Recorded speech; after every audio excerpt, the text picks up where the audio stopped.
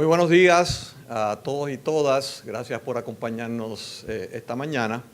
Cuando damos curso a una serie de conferencias que se han venido dando durante este semestre, bajo el lema de Rindiendo Cuentas. En estas conferencias se invita a secretarios y jefes del gobierno de Puerto Rico a que expongan ante la comunidad universitaria sus responsabilidades dentro del gobierno, su ejecutoria y los problemas que puedan estar confrontando y las soluciones que se puedan estar presentando.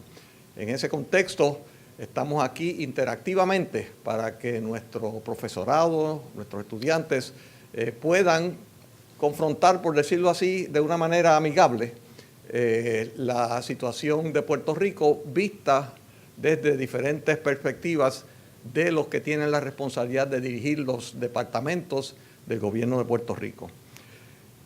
En el día de hoy tenemos una serie de invitados muy especiales, comenzando con el doctor José Méndez Méndez, presidente de la Universidad Ana G. Méndez, que está aquí presente con nosotros.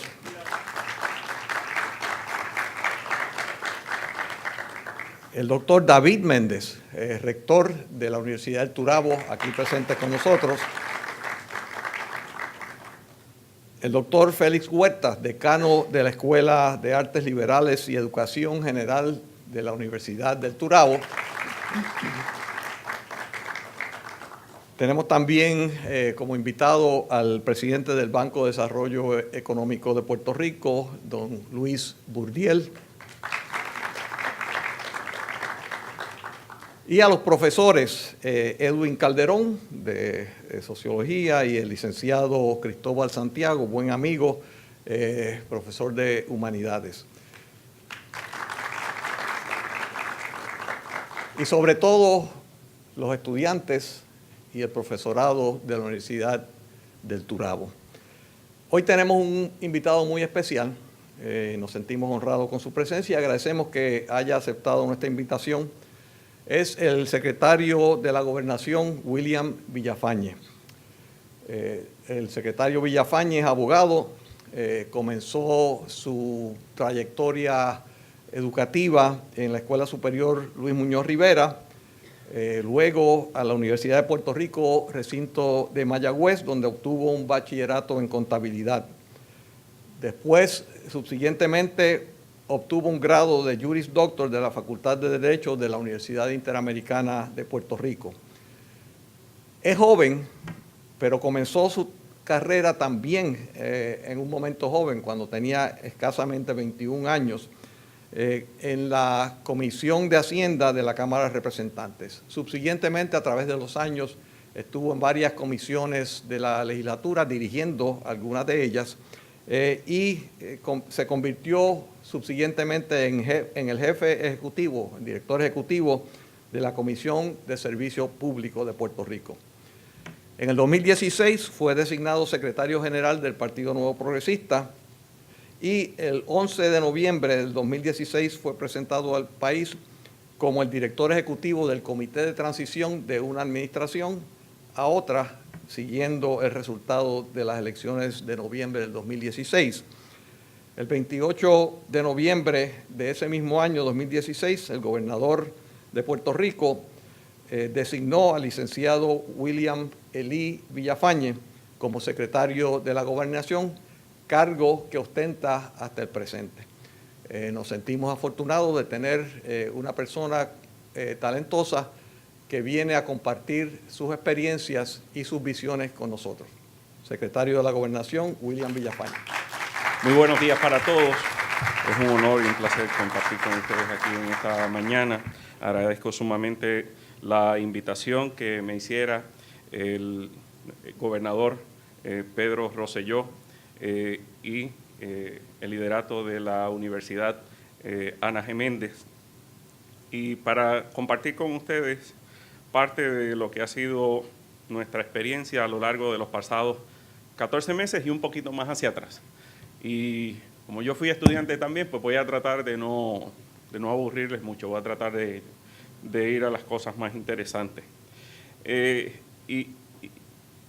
ocupando el cargo de la Secretaría de la Gobernación, creo que es un cargo que no se aburre. Definitivamente estamos hablando de una posición donde todos los días hay cosas muy interesantes con las que hay que bregar, que hay que trabajar. Estamos hablando de una posición que requiere el mayor alto nivel de compromiso y lealtad, no solamente con el gobernante, sino con la agenda de trabajo y con el pueblo de Puerto Rico, con el pueblo al que se sirve. Y eso implica un desprendimiento a veces de las cosas que uno tiende a defender con mucha efervescencia. Es un desprendimiento de lo que uno representa propiamente para sí, de ese egoísmo natural del ser humano, para entregarlo a una visión, a una agenda de trabajo que uno está convencido de que es lo que más le conviene a su gente, a su pueblo, a su patria. Y por eso es que estoy aquí. La verdad es que cuando hablamos de la Secretaría de la Gobernación, no hablamos de una enorme estructura de trabajo, no hablamos de una organización gigante, hablamos de una pequeña oficina, realmente, que está trabajando mano a mano con el gobernador, día a día, en su agenda de trabajo y en la agenda y coordinación con el resto del gabinete. Y un gabinete como el que tenemos en el gobierno de Puerto Rico, más allá del constitucional, estamos hablando de sobre 100 jefes de agencia. Cuando yo comparo esto con otras jurisdicciones en los Estados Unidos, estamos hablando de prácticamente una de las jurisdicciones de mayor cantidad de jefes de agencia y de agencias per se. Por lo tanto, es una estructura bien compleja. Es una estructura que hace falta tener un background, una trayectoria donde se conozca esa estructura y qué hace cada dependencia. Porque no es fácil llegar allí y de momento tener que sentarse con una agencia que casi nadie en nuestro pueblo sabe que existe. Y pues uno debe saber por lo menos qué hace, qué función realiza, cuál es su propósito, los recursos con los que cuenta, para partir de ahí y poder operacionalizar cada propósito para lo cual existió cada una de estas agencias. Uno de los requisitos más grandes que debe tener el secretario de la Gobernación es estar en sintonía con el gobernante. Imagínense un secretario de la Gobernación que no piense paralelamente en la misma dirección que piensa el gobernador. Pues entonces no puede ejecutar de la mejor manera los propósitos para los cuales fue electo, que a final de cuentas quien eligió el pueblo fue nuestro gobernador, que de hecho en el día de hoy cumple años. Estaba bromeando con él en la mañana de hoy, ¿verdad? Porque yo le llevo un añito más, pero es una persona, sí joven, pero una persona con una inteligencia y una capacidad extraordinaria y que yo creo que en los 14 meses que lleva gobernando a Puerto Rico ha demostrado ese intelecto, ha demostrado que no siempre la experiencia solamente brinda la capacidad necesaria para tomar las mejores decisiones y para emprender. Y precisamente yo creo que llegó en el momento histórico que más Puerto Rico lo necesitaba. Pues el cargo de la Secretaría de la Gobernación requiere también un alto grado de confidencialidad y honestidad. No puede haber secretos entre el secretario de la Gobernación y el gobernador. Yo siempre soy franco con el señor gobernador, en todo. Y esa relación tiene que ser así, porque en el momento en que esa relación entonces pierde de ser confidencial, de ser honesta entre ambos, pues no va a funcionar. Requiere una alta capacidad intelectual y emocional, y yo diría que mucho más emocional que intelectual. porque cuando se trabaja en este tipo de dinámica, se atienden muchos elementos sensibles. Sensibles porque todos somos seres humanos. No se crea que porque alguien ocupe X o Y posición, deja de ser una persona de carne y hueso que siente, que padece, que sufre, que tiene familia. Así que todos nosotros, a veces sí, a mí me preguntan cuando ando por ahí, por el supermercado o salgo y la gente me pregunta que qué difícil, ¿verdad? Esto de estar todos los días atendiendo a los medios de comunicación y de que la gente esté hablando sobre uno.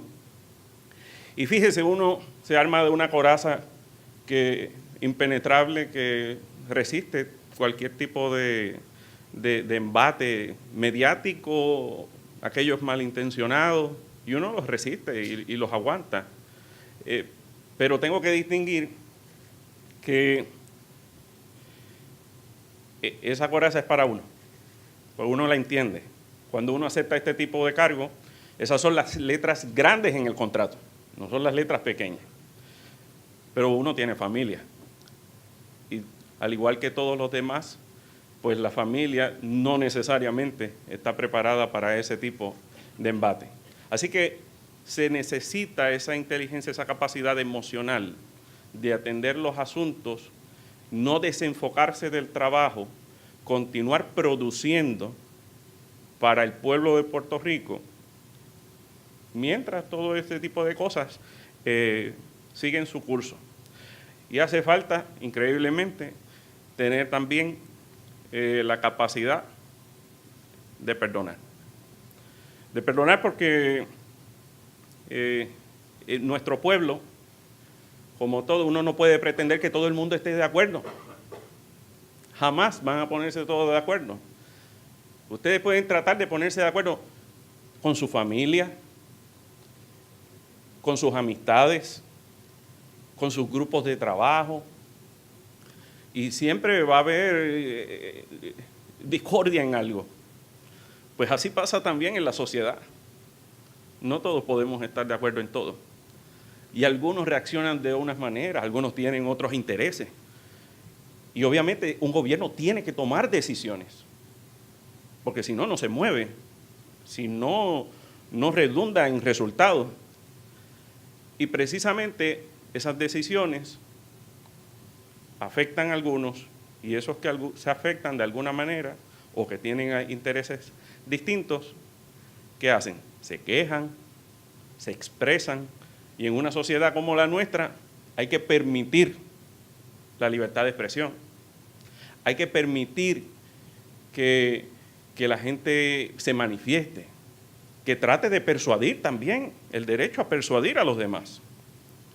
Si no, estaríamos nosotros retrocediendo a situaciones como la era nazi, donde fueron grupo tras grupo. Primero iban contra los homosexuales, iban contra ciertas minorías, hasta llegaron a la población judía y fueron poco a poco atacándolos y exterminándolos. ¿Y quién dice que, porque estos puestos no son eternos, somos aves de paso, tenemos que hacer nuestro trabajo, pero no podemos atropellar. Por eso, sí tenemos que buscar la manera de que los cambios se den, pero permitiendo que aquel que quiera disentir lo pueda hacer. Y eso ha distinguido, miren ustedes, el pasado año, la huelga de la Universidad de Puerto Rico, donde todo el mundo esperaba una agenda gubernamental de tratar de impedir la manifestación pública. Y lo que ocurrió fue un gobierno decidido en su agenda de trabajo, comunicando en todo momento lo que se pretendía hacer, pero permitiendo ese derecho legítimo a poder expresarse. ¿Quién quita que algún día me toque a mí entonces expresarme y estar en contra de una actuación gubernamental? Así que hay que tener conciencia de que el poder no da derecho a ser canalla, de que hay que asumirlo como algo sagrado, hay que asumirlo con el mayor de la conciencia y el respeto. Por lo que les acabo de decir, el ostentar estos puestos en el gobierno no son principados. Nadie piense que esto es que todo el mundo te va a amar, que esto es que todo el mundo te va a rendir pleitesía y que la vas a pasar de maravilla. Esto no son unas vacaciones, esto es un sacrificio. Uno dice una oficina bonita, eso se vuelve un área de trabajo arduo, donde hay esfuerzo físico, pero un esfuerzo mental extraordinario, donde hasta sueña todas las noches en el espacio que encuentres para dormir, con qué hacer para resolver cada uno de los problemas de todo un pueblo. Y solamente quien ha ocupado la silla sabe y puede decir la enorme responsabilidad que representa ello, el peso sobre los hombros, la carga de esa responsabilidad, y que constituye sin lugar a dudas tiempo que sacrificas de tu esposa, de tus hijos, de tus padres, de tu familia, de las pasiones que tenías a lo largo de tu vida. Y entonces tú dices, pero entonces, ¿por qué vale la pena? Vale la pena porque si a lo largo de tu vida te forjaron valores de amor al prójimo, de ser empático con el dolor ajeno, de vivirte lo que es el honor de servir a los demás. Decía un papa que servir es reinar. Ahí es donde está la magia. La magia es la satisfacción de que tu trabajo, de que tus ideas, de que tus decisiones forjan mejor calidad de vida, no necesariamente para todos, pero para los que más la necesitan, para los más vulnerables. Y si algo ha sido enfático nuestro señor gobernador, es que ese plan que elaboró a lo largo de varios años tiene como norte y tiene como prioridad mejorar la calidad de vida en esencia de los más vulnerables. ¿Y quiénes son los más vulnerables? Los que tienen pocos recursos económicos, los que han sido marginados a lo largo de nuestra historia. Y aunque se lucha todos los días en una sociedad como la nuestra, todavía quedan rezagos de discrimen, todavía quedan rezagos de desigualdad en nuestra sociedad. Y cada día tenemos que luchar con el mayor de los fervores para erradicar esos discrímenes y esa desigualdad. Todos los puertorriqueños sufrimos el discrimen de una ciudadanía americana que no es en igualdad de condiciones que aquellos conciudadanos que viven en el resto de los estados. Y esa es una de las luchas que no podemos nosotros dejar atrás, que quizás no estemos todos de acuerdo, pero eso nos quita que estamos nosotros conscientes de una batalla que tenemos que darla siempre cada vez con más ímpetu hasta lograr erradicar ese discrimen. Veamos que mañana conmemoramos el Día Internacional de la Mujer Trabajadora. Y esto no surge tampoco de la nada. En un pasado, la mujer no era tratada en igualdad de condiciones que el hombre. Y todavía en el presente, esa equidad no ha sido lograda como merece. Hay que reconocer eso. Igualmente con las personas de raza negra, afroamericana. Igualmente con personas de la comunidad LGBTT y otros sinnúmero. En el pasado hasta los cristianos fueron perseguidos y discriminados. Y todavía en el mundo que existe hay lugares y jurisdicciones donde son perseguidos y discriminados.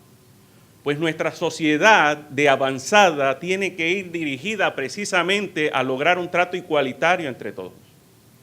Y es fundamental que el gobierno sea portaestandarte de ese trato igualitario. Por eso hoy en esta administración más del 70% del presupuesto del gobierno de Puerto Rico es administrado por féminas. Por eso el señor gobernador ha sido en todo momento defensor de no implementar absolutamente ningún tipo de medida que pueda tan siquiera percibirse como discriminatoria en el gobierno ni en el sector privado. Y ha implementado medidas precisamente para lograr encaminar esa perfecta igualdad entre todos nosotros como seres humanos, como puertorriqueños. El cargo de secretario de la Gobernación en muchas ocasiones es un rol antipático, porque en muchas ocasiones y en tradición se le ha puesto el mote de que es el verdugo, de que es el que tiene que alar orejas, el que tiene que llamar la atención, y aquí hay varios jefes de agencia que dan fe de ello. Y en una persona como este servidor, que no me he distinguido en toda mi vida, y personas como Mark, que es amigo de toda la vida, me conoce, que no he sido, no soy un ogro, como dicen por ahí, pues ciertamente uno ve difícil empatar una cosa con la otra. Lo que pasa es que algunos piensan que para tomar una acción contundente hay que armar un revolú, hay que hacer un gran drama. Y ustedes no saben que a veces las bombas se lanzan oprimiendo un botón. Lo importante, y por eso fue que hablé ahorita de la importancia de esa capacidad, de esa inteligencia emocional, es que cuando hay que tomar decisiones que son complejas, no difíciles, porque decisiones, a veces las que llamamos por ahí decisiones difíciles son las fáciles, porque decidirlas es fácil. Lo complicado es ejecutarlas, por el impacto que puede tener, ¿verdad?, a nivel emocional. Y ahí es donde entonces pues uno aplica la capacidad, la inteligencia emocional, y todo está en muchas ocasiones en escuchar y en muchas ocasiones saber las palabras, elegir sabiamente las palabras para decir lo que uno tiene que decir. También se trata de ser el supervisor, pero a su vez también el líder de un equipo de trabajo. Y uno quiere que ese equipo de trabajo funcione, y uno quiere que ese equipo de trabajo produzca. Pues la mejor manera, en primer lugar, es uno dando el ejemplo. Ese es el mejor sistema. Nosotros tenemos un gobernador que duerme muy poco, y que trabaja de madrugada, de día, de noche, fines de semana, días feriados. Es un fajón que lo lee todo, que se enfrasca en todas las necesidades de su pueblo, que tiene el norte bien definido y que le da con su ejemplo, incluso más que con sus palabras, el norte y la dirección que necesita todo el equipo de trabajo. Y cuando nos reunimos en el equipo de trabajo es mucho más fácil entender lo que hay que hacer, porque basta con observar a nuestro gobernador. Y eso es fundamental, porque en la medida entonces que el líder, el supervisor, no asume el rol de liderato, no asume el rol del ejemplo, del modelo a seguir, pues entonces los demás tienden a descarrilarse. Y ahí es donde entra entonces la otra fase de liderazgo, que es leading from behind, el famoso pastoreo, que entonces es, porque hay que darle libertad a los jefes de agencia para que puedan emprender también. Y entonces cuando ves que se están saliendo de rumbo, ahí es donde uno entra a encarrilar de nuevo hacia al rebaño, hacia donde debe ser. Así que no es solamente liderarlos al frente, dando el ejemplo, sino también viendo cuando alguien, somos seres humanos, y en un núcleo de sobre 100 personas dirigiendo agencias, es muy natural en absoluto que haya personas que, siendo humanos, cometiendo errores, pues no hagan las cosas bien. Y ahí es donde hay que estar vigilante haciendo todo. Por experiencia les puedo decir que no todo lo que se dice es cierto. Eso es de salida. Yo leo los periódicos todos los días, escucho y a través de Twitter me informo de prácticamente todo lo que sale en medios noticiosos. Diariamente, tengo que decirlo, diariamente a mí me llegan entre notificaciones y mensajerías sobre 2.000 comunicaciones. Así que se imaginarán ustedes lo complicado, lo difícil que es leer todo eso. Así que, pero revisando todo lo que veo y todo lo que leo, le puedo garantizar que es tanta la información que sale que no es cierta, que entiendo muchas veces el pasado, estando yo del otro lado de la cancha, y que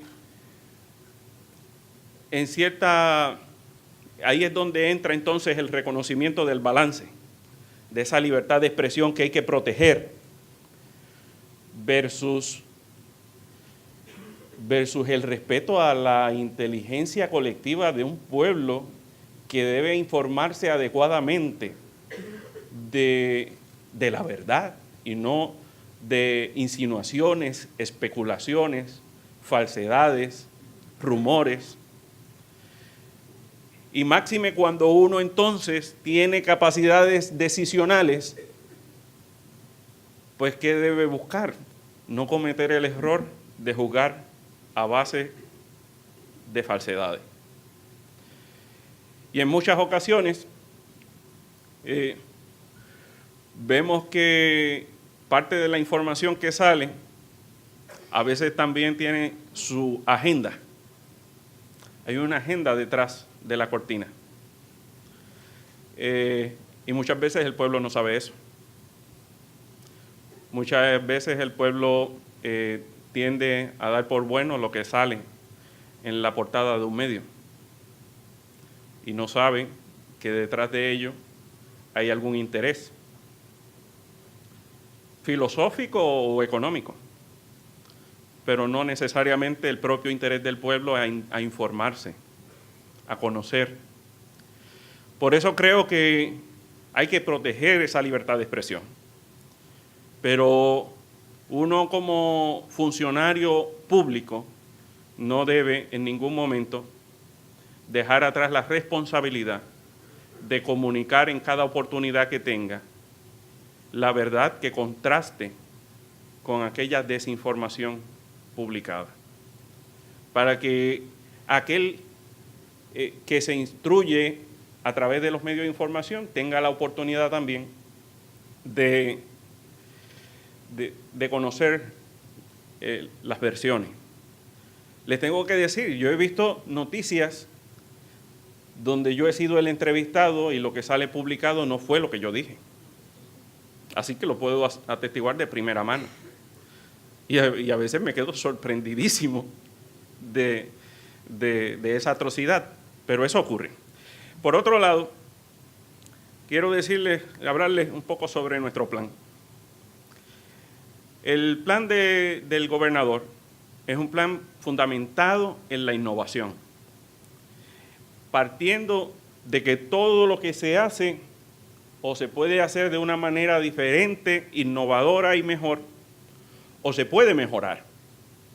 Convencidísimos de eso, el gobernador estableció un programa, un sistema para crear esas ideas, esos proyectos que transformen a Puerto Rico, basados también en la eficiencia, en la igualdad, en añadir valor a nuestra sociedad y en un sistema justo. Con un gobierno responsable, sensible, optimista y honesto. Y esto es bien importante.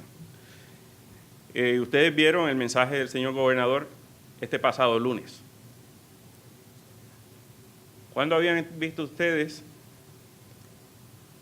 en un mensaje de Estado al gobernante exponer y reconocer algunos errores? Científico al fin, el doctor Ricardo Rosselló, cuando identifica que algo no funciona, dice, esta no funciona, hay que volver a hacerlo de otra manera para que funcione. Como decía Albert Einstein, no puedes pretender resultados distintos si lo sigues haciendo de la misma manera. Pues precisamente para lograr un resultado apropiado y mejor, ¿ok? Esto estuvo mal, lo vamos a hacer de esta otra manera. Pero también hay que destacar el nivel de optimismo que presenta el gobernante cuando se dirige a su pueblo.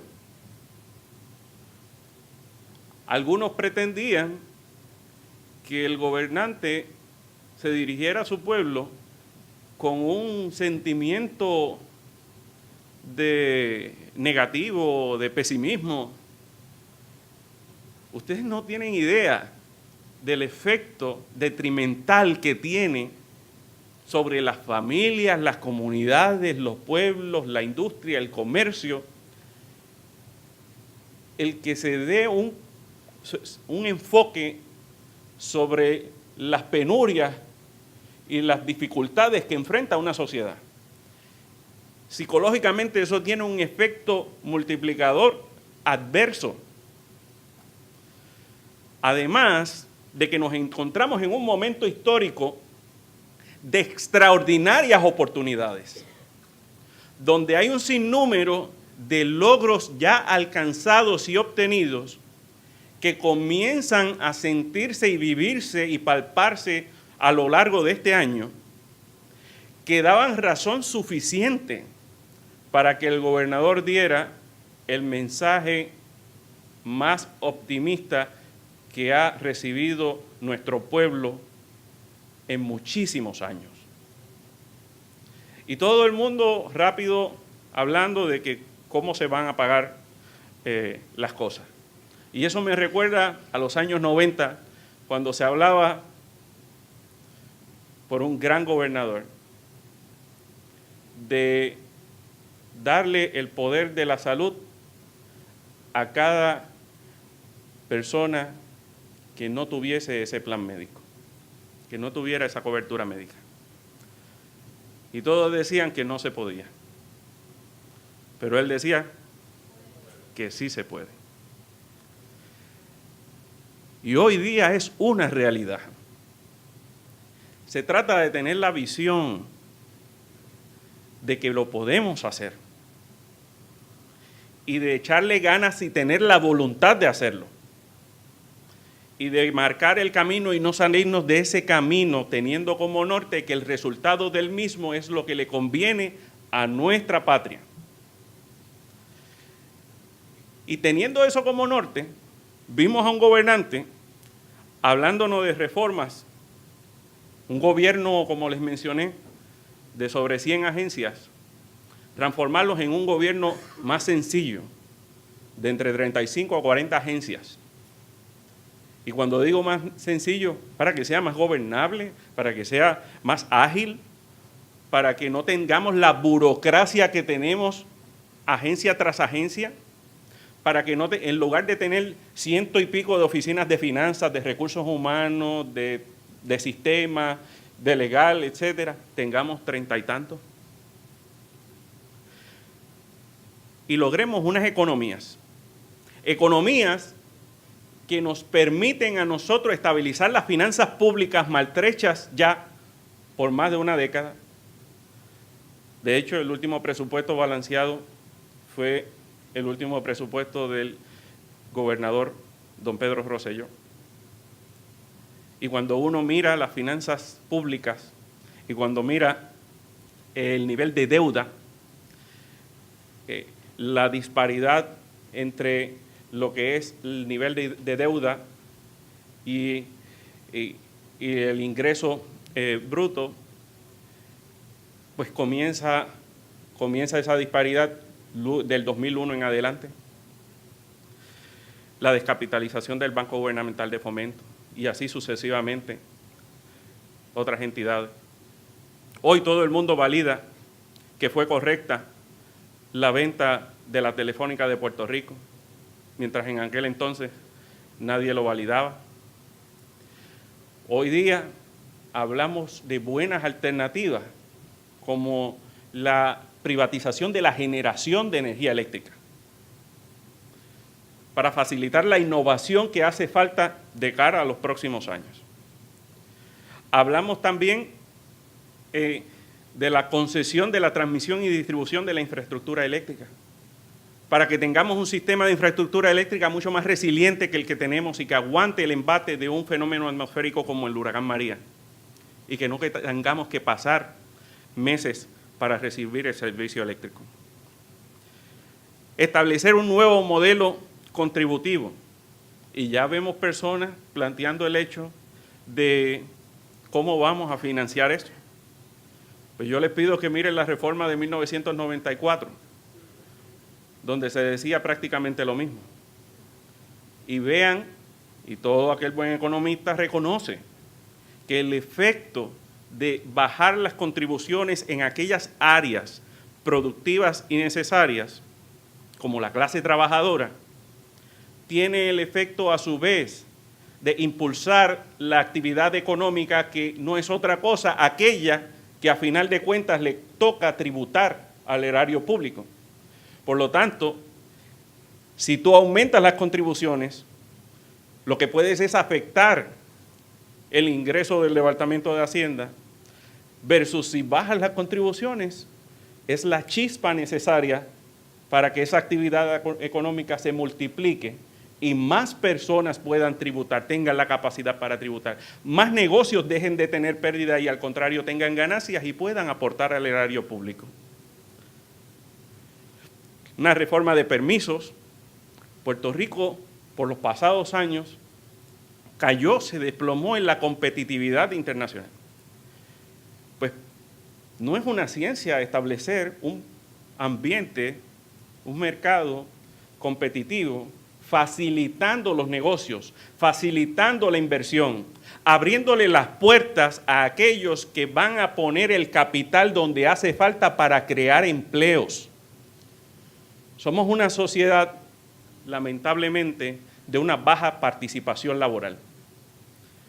Cuando uno mira las economías de mayor bonanza en el mundo, son economías con una participación laboral entre un 55 y un 60% de participación laboral, es decir, que 3 de cada 5 ciudadanos trabajan.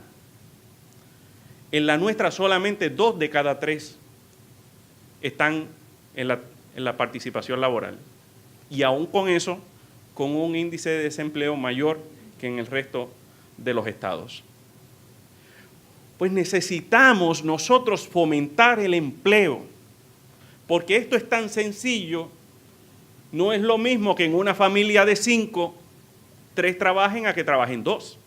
Es mucho más fácil para 3 sostener 2 que 2 tener que sostener 3.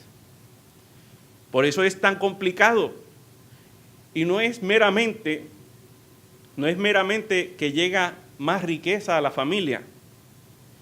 Es que el Estado puede entonces aprovechar los recursos que tiene para maximizar las ayudas a aquellos que verdaderamente las necesitan. Porque no podemos nosotros pretender que todo el mundo puede ser autosuficiente. Hay personas que verdaderamente necesitan la ayuda. Y a veces, como la tenemos que repartir entre tantos, pues el que verdaderamente la necesita se ve limitado. Se han impulsado alianzas público-privadas participativas. Se reformó el sistema de las alianzas público-privadas para hacerlos a niveles más intermedios y hacerlo mucho más rápido. Eso ha permitido que, a diferencia de los pasados 4 años en los que no se hicieron alianzas público-privadas, ya tenemos encaminadas 6 alianzas público-privadas y otras 14 en camino. A estas alturas, ustedes ya están viendo a un año un gobernante anunciando resultados, anunciando, como decía nuestro gobernador Pedro Rosselló, compromisos cumplidos. En el turismo, el huracán María causó un daño dramático, abismal, extraordinario, afectando gran parte de la capacidad hotelera, entre otros. Pero no empecé a eso. Todos estos hoteles están, en lugar de cerrar e irse, están renovando sus estructuras, buscando abrirlos lo más pronto que puedan. Están llegando más cruceros cada día a Puerto Rico y estamos ampliando las oportunidades, ya llegando incluso a Ponce, atracando cruceros. Y así a otros lugares también. Y fomentando también los atractivos para que más turistas lleguen a Puerto Rico. Tomemos el ejemplo de Roosevelt Road, donde desde cuándo aquí se ha venido hablando, tras el cierre de la partida de la Marina de Roosevelt Road, que se viene hablando de comenzar a desarrollar Roosevelt Road. Se estuvo hablando por más de una década del desarrollo de Roosevelt Road y todo el mundo hablaba de lo que iba a hacer en Roosevelt Road y nadie hacía nada. Ya en un año, ya la administración del doctor Ricardo Rosselló ya está desarrollando y actualmente están comenzando a operar en Roosevelt Road industrias y negocios para el beneficio de Puerto Rico y especialmente de esa zona este tan afectada. En el caso de la infraestructura, que ya venía bastante dañada por los pasados años, llevaba también más de una década desatendida.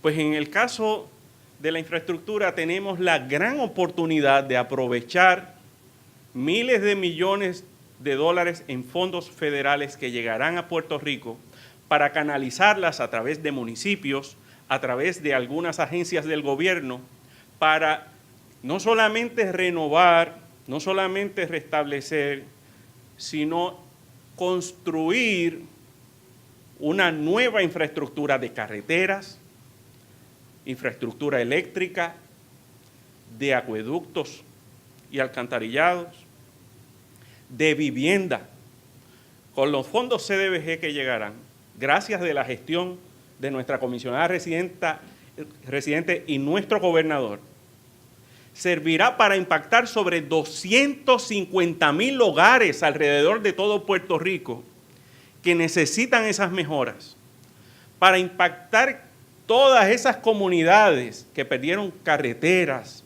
puentes, que necesitan esas estructuras para mitigar daños en caso de que venga otro fenómeno atmosférico, para reubicar comunidades que están en zonas inundables, en zonas mucho más seguras, con viviendas mucho más seguras. En la educación, nuestra población de estudiantes ha mermado a casi la mitad de lo que era hace 2 décadas. A la mitad. Sin embargo, la cantidad de escuelas seguía siendo casi la misma. No hay forma de sostener un sistema educativo de calidad manteniendo la misma cantidad de escuelas para la mitad de la población estudiantil.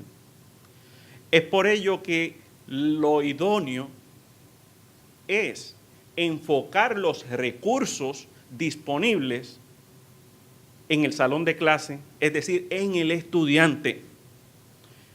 Cuando hablamos de la educación, ¿cuál es el objetivo de la educación? El estudiante. Es el intelecto que pueda desarrollar ese estudiante. Ese es el enfoque y todo tiene que girar y partir de ahí. Pues precisamente eso es lo que ha hecho esta administración. Redirigir los recursos al estudiante y por eso esa es la esencia de los vales educativos. El dinero no puede ser meramente para pintar una pared en una escuela. El dinero tiene que girar en torno al estudiante y tiene que ser capacitado el estudiante y sus padres para seleccionar la mejor enseñanza posible. Y para ello debe tener la discreción de elegir a qué escuela ir. Si desea ir a la más cercana, muy bien, que sea la más cercana. Pero si hay una un poquito más lejos, que tiene un ofrecimiento curricular y una competitividad de mucha calidad en términos de la enseñanza que se brinda, ¿por qué negarle la oportunidad de que ese niño, de que esa niña pueda obtener el disfrute del mayor activo que pueda tener un hijo nuestro, que es una educación de calidad? Pues esta administración está poniendo en manos de ese estudiante y en manos de ese padre el elegir cuál va a ser esa escuela. Y eso va a provocar que las escuelas que estén rezagadas compitan y mejoren su ofrecimiento para que sean elegidas por esos padres y esos estudiantes. Y eso va a permitir que esa competencia redunde en una mejor calidad de la enseñanza, que a final de cuentas es lo que importa en el sistema de enseñanza pública. Los maestros son importantes. Mi mamá fue maestra por espacio de décadas, ya, ¿verdad?, jubilada. Y sé de su valía, de su vocación, de su sacrificio. Pero la forma de reconocer e incentivar ese trabajo del magisterio no puede ser a costa del estudiante. Hay que hacerle un reconocimiento a nuestros maestros. Por eso se incluye un aumento salarial que no reciben en más de 10 años a nuestros maestros. Okay. Y para concluir, se ha hablado de la reforma de salud, donde vamos a convertirlo en una sola región, para que sea también el tarjetaviente el que decida dónde atenderse y dónde obtener los servicios. En el estatus hemos ya establecido un plebiscito, el voto presidencial, la Comisión Igualdad, que de hecho preside nuestro gobernador Pedro Rosselló. Y en términos de los resultados, miren, estamos trabajando y estamos cumpliendo. Errores se cometen, pero no errores que le cuesten al pueblo puertorriqueño, bajo ninguna circunstancia. El compromiso está ahí. Y de cara al futuro, yo les garantizo que lo mejor está por venir.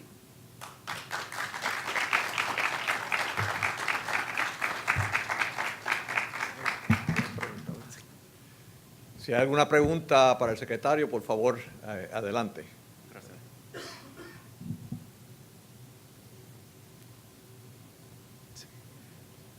Mientras están dando los micrófonos, les voy a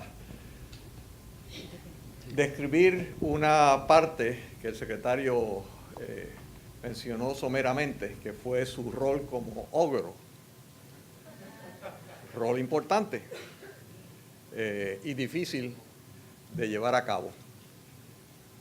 En nuestra administración, con quien fuera mi secretario de la Gobernación, teníamos una manera de informar a algunos de las acciones que no fueran tan positivas. Y era cuando yo tenía que despedir a algún secretario o jefe de agencia. Y en esa ocasión, usualmente en alguna conferencia de prensa, me preguntaban sobre el susodicho secretario y yo procedía a decir que ese era el mejor secretario que yo había tenido en mi gabinete, que había estado haciendo una labor extraordinaria, que se veían los resultados. Y cuando terminaba la conferencia de prensa,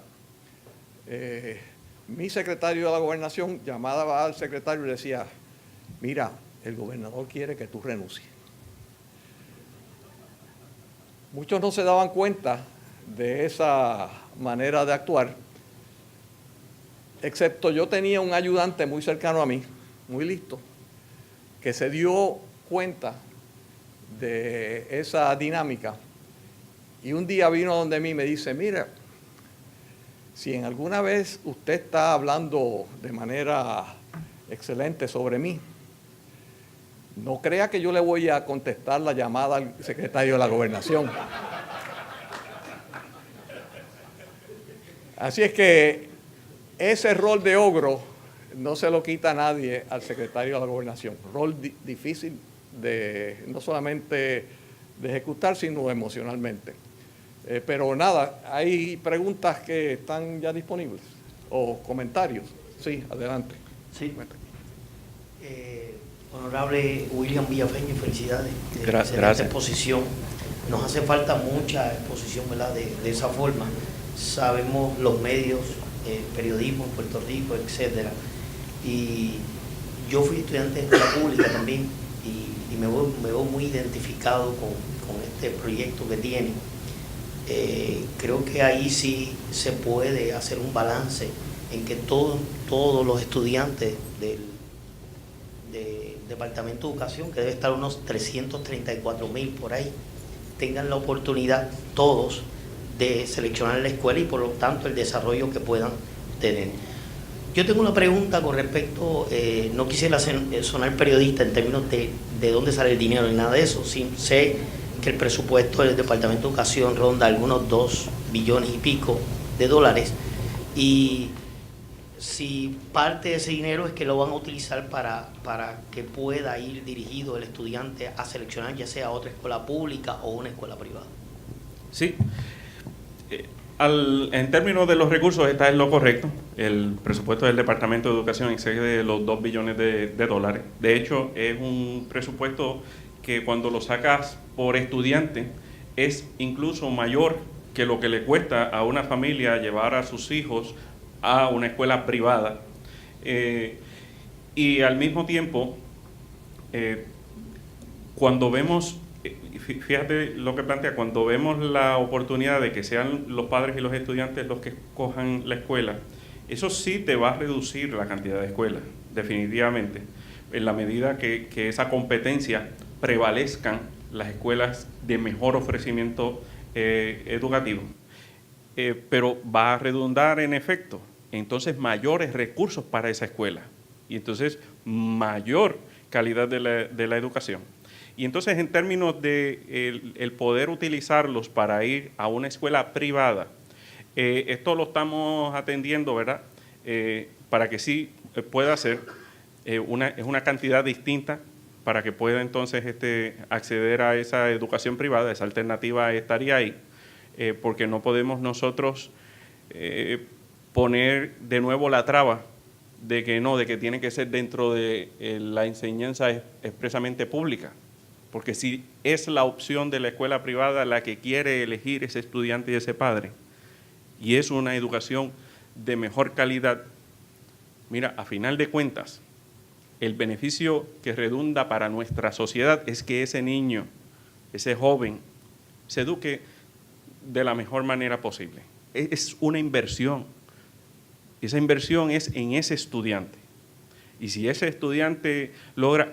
Hablamos mucho de que necesitamos más médicos, de que necesitamos ingenieros, de que necesitamos profesionales, o de que necesitamos cualquier otro tipo de profesión. Todas son dignas, pero necesitan esa capacitación también de valores, de conciencia social.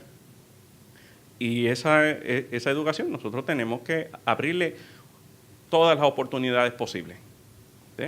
Y eso es un proceso de transformación de nuestro sistema educativo que comienza con ese primer paso. Sí, muy buenos días o buenas tardes ya. Primero que nada, yo lo quiero felicitar. Yo, cuando me senté a escucharlo en la primera parte, me sentí sumamente sorprendido. Yo soy profesor en la Facultad de Educación, en el programa de graduado, y imparto cursos de liderazgo. Y usted hizo una exposición excelente, ¿verdad?, sobre los planteamientos de las responsabilidades de un cargo, los valores involucrados en el servicio público, los rasgos que deben caracterizar a una persona que ostenta un cargo, y fue más allá. Habló de modelaje, habló de inteligencia emocional, estilos de liderazgo, cómo imprimir una visión, etcétera. Así que me resultó interesante y refrescante, porque a veces, en la experiencia que he tenido yendo a conferencias, los servidores públicos a veces pues se enfocan mucho en la agenda, y yo creo que fue muy importante que hiciera esa introducción. Pero yendo al grano, a una inquietud que yo tengo como educador,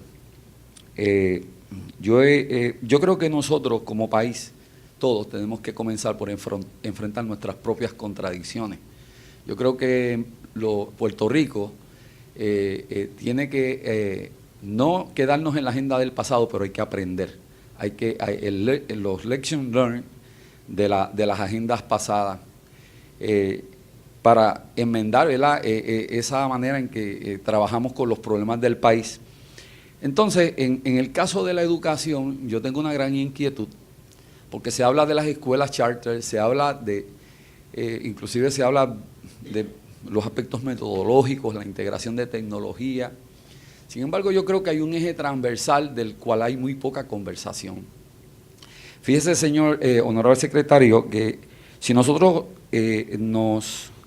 nos fijamos por un momento en la inquietud que tiene el pueblo con los servidores públicos, muchas veces está enfocada en algunos servidores públicos que le han fallado. Yo he escuchado, inclusive hay gobernantes que han hablado sobre el tema, ¿verdad?, de que nombran personas en su equipo y les han fallado. Sin embargo, viéndolo como educador, todos ellos en alguna medida son modelos de éxito que hemos celebrado en las universidades. Son economistas, son médicos, son abogados. Entonces, yo le pregunto a usted, ¿qué fue lo que le faltó? Yo tengo mi propia teoría. Le faltaron valores, le faltaron principios. Y yo creo que en esta discusión, además de qué tipo de escuela, qué tipo de metodología, tenemos que trabajar entonces qué tipo de experiencia académico-didáctica vamos a imprimir en esa nueva escuela. Porque se habla de escuelas alternativas. Cuando uno escucha la descripción de una escuela alternativa, se lo digo como educador por casi 40 años, yo diría, pero después de todo, así es que deberían ser todas las escuelas, no las alternativas. Todas las escuelas deberían ser de esa manera. Así que yo se lo planteo y quisiera ver cuál es su pensar en ese sentido, que más allá de qué tipo de escuela, quién la financie, sino qué tipo de experiencia académico-didáctica y cómo los valores. Porque si nos fijamos en la desconfianza que hay del pueblo, no tiene que ver con la preparación, ni con el aprendizaje ni el conocimiento que tenían esas personas, sino con los valores que imprimieron a los cargos, ¿verdad?, y cómo asumieron esas responsabilidades. Sí, gracias. Y voy a validar el punto de que sí, se trata precisamente de valores. No voy a establecer que los puertorriqueños tengamos menos valores que cualquier otra jurisdicción en el mundo, sí voy a puntualizar el hecho de que debemos mirar de cara al futuro y al presente, ¿verdad?, en la medida posible, para que forjemos una sociedad de mayor respeto, no solamente de persona a persona, respeto a lo ajeno, y el respeto a lo ajeno implica tolerancia, implica también que no todo lo que puedes hacer lo debes hacer, no todo aquello que puedes acceder lo debes acceder. Se trata de ponerse uno mismo unas limitaciones, porque sí en estos puestos hace falta la mayor flexibilidad operacional, pero si uno llega a los límites, entonces puede estar trastocando aquello que no debe trastocar, en términos de la corrupción, en términos de algo que extremadamente pues le falta a final de cuentas a quien se debe, que es al pueblo. En ese aspecto, tengo que decirte que nuestro sistema público de enseñanza debe abonar mucho, porque no es meramente enseñar números, letras, metodologías. Hay que recalcar los valores humanos. Cuando hablamos de amor, en todo el sentido de la palabra, es ver que la persona que está al otro lado es una persona de carne y hueso que siente, que padece, que sufre, que tiene sus necesidades, que tiene su forma de pensar. Y de que por el hecho de que uno ocupa X o Y posición, no debe uno creerse más que nadie. Al contrario, yo creo que algo que debemos meternos siempre en la mente es de que estamos para servir y de que algún día saldremos de esas posiciones.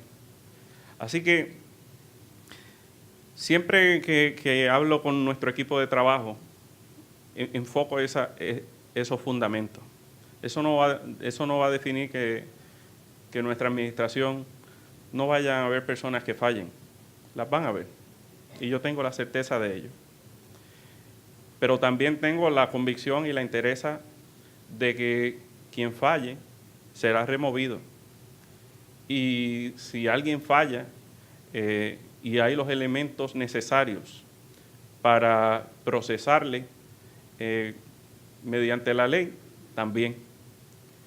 Claro, sin prejuzgar, sin entrar a lo que dije ahorita en lo que es la infamia, que hay mucha, es algo bien delicado. Tengo que reconocer que en toda administración lo va a haber, en toda. No todo el mundo tiene la disciplina que amerita eso, porque a veces también tienen los valores, pero no tienen la disciplina.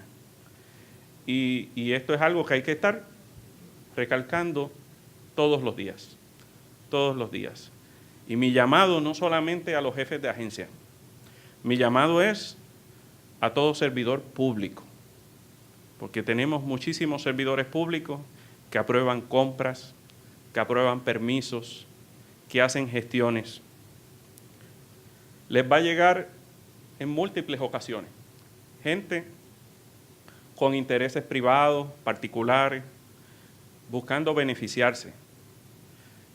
La regla es que todo tiene que hacerse conforme a la ley y que si alguien quiere de alguna manera invertir a través del gobierno o en el gobierno, ese beneficio no puede ser para el funcionario. Ese beneficio tiene que ser en su totalidad para nuestro pueblo. Yo creo que aquellos que entramos al servicio público tenemos que ser conformistas en que lo que llevamos es el salario que se nos paga para poder sostener nuestro hogar y sobre todo la enorme satisfacción de hacer más fácil, de mejorarle la calidad de vida a ese ciudadano. Y yo cada vez que tenga la oportunidad lo voy a recalcar, porque lo menos que queremos nosotros es que haya ese tipo de incidencia en el gobierno. Y el doctor Ricardo Rosselló ha sido una persona que en todo momento, y nuestros jefes de agencia lo saben y lo pueden atestiguar, que recalca que nadie que le falle va a contar con su consentimiento. Todo lo contrario. Y eso es muy necesario, muy necesario. Esa cultura tiene que enraizarse en todo el gobierno. Y pensando en el futuro, tenemos que cimentarlo también en la educación que damos a nuestros niños, no solamente en la escuela, sino también en la casa, porque a veces en la casa se falla también. A veces en la casa no se le da el buen ejemplo. Y tenemos nosotros que recalcar que ese ejemplo se cultive también en el seno familiar. ¿Alguna otra pregunta?